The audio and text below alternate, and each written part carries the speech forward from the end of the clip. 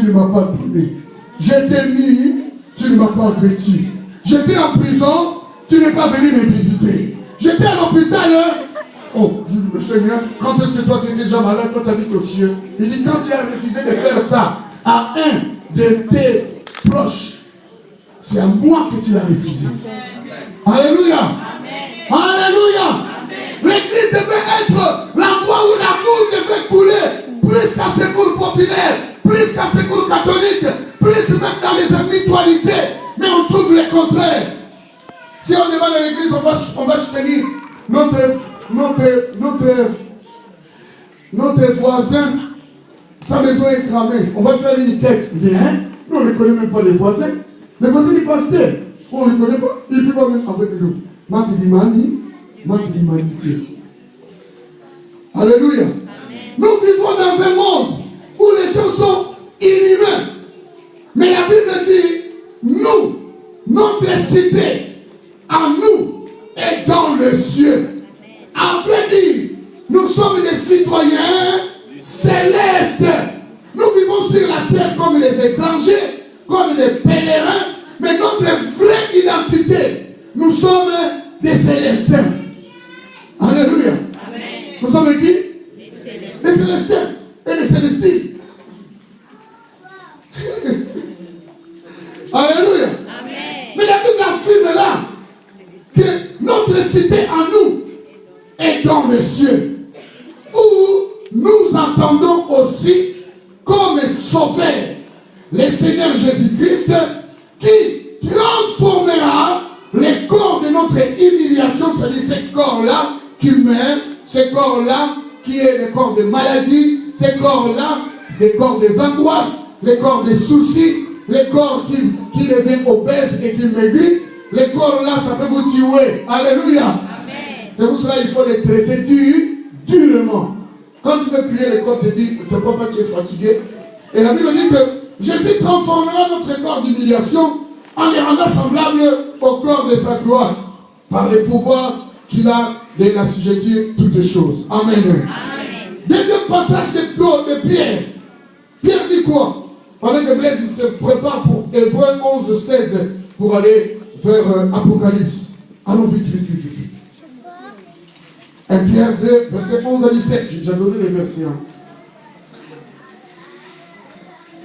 Si vous n'êtes pas là, moi je le lis moi-même. Je lis au nom de Jésus. Bien-aimés, je vous exhorte, comme étrangers et voyageurs sur la terre, à vous abstenir des convoitises charnelles qui font la guerre à l'âme. Alléluia! Ça, c'est le disciple de Jésus. Pierre qui a vu la transfiguration.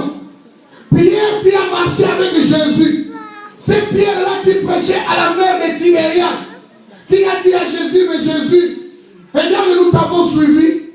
Moi, j'ai abandonné ma famille. Et j'ai vu la maison de Pierre. Sa maison avait 4 chambres. Et dans les temps anciens, frère James, si une personne a une maison de 4 chambres, c'est-à-dire qu'il était un homme responsable. En plus de cela, pour votre information, l'apôtre Pierre hébergeait sa belle-mère. Un jour, la belle-mère avait même de la fièvre. Et la fièvre, ce n'est pas une maladie. C'est un symptôme qui annonce qu'il y a une maladie, entre guillemets. Pierre était responsable. Il a suivi Jésus. Et il a demandé à Jésus, mais nous avons tout quitté. Nous t'avons suivi. Qu'est-ce que nous allons recevoir en récompense? Jésus lui a répondu, mais mon problème aujourd'hui, ce n'est pas ça. Mon problème, c'est qu'il est en train de conscientiser l'église. C'est même Pierre qui a fait les miracles, qui a prêché aux gens. Dans Actes chapitre 5, vous allez remarquer, dans les actes des apôtres, autrement appelés les actes du Saint-Esprit, Pierre va arrêter les temps des miracles et il va commencer à affermir l'église. Il y a une grande différence entre l'évangélisation et l'affermissement de l'église. C'est ce que moi je fais là. Je suis en train d'affermir l'église. L'église n'est pas affermie par les miracles. Tu m'entends? C'est pour cela ici, Pierre ne parle plus. Venez, avec un mandigeur qui tue sur l'angaï et puis qui s'aille. Mais il a changé le langage. Est-ce que quelqu'un m'entend? On ne dit pas que la guérison est mauvaise, mais la foi doit pas être basée qu'au miracle. Et les miracles, ce n'est pas le seul signe qui confirme que cet homme, il a Dieu. Non. Parce que les magiciens, il en faut. Les sorciers aussi, ils font les miracles. C'est l'amour là. Alléluia. Les magiciens, ils font les miracles. Les miracles bizarres, démoniaques. Les miracles ne resteront pas les seuls signes pour prouver que vous marchez avec Dieu. Si je vous disais ça, je vous mens. Alléluia. Amen. Mais on connaîtra un bon homme de Dieu par ses fruits. Bon, il y a un bon langage, ça ne suffit pas. Un diplôme de théologie, ça ne suffit pas. Les clergemens nous parlent, ça ne suffit pas. Un bon français, ça ne suffit pas. Mais il faut les œuvres.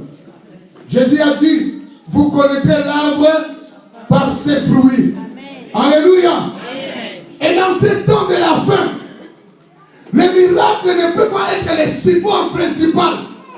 Parce que l'église des temps de la fin a besoin de s'affermir dans la connaissance de Dieu. Amen. Amen. Si elle n'a pas de la connaissance, elle va embrasser toutes sortes de doctrines. Parce qu'aujourd'hui, la séduction, elle n'est plus démoniaque, elle est devenue évangélique. La séduction, elle est évangélique. Alors qu'est-ce que Pierre dit ici? Pierre dit, écoutez, je vous exhorte, bien-aimés, comme étrangers et voyageurs sur la terre, à vous abstenir des convoitises charnelles. Les mots qui sont forts ici, que l'apôtre est en train de réprimander, c'est les convoitises charnelles. Quelles sont les convoitises charnelles? Attendez, on va finir les versets. Il dit quoi? Les convoitises charnelles qui font la guerre. Contre qui? Contre l'âme. Contre qui?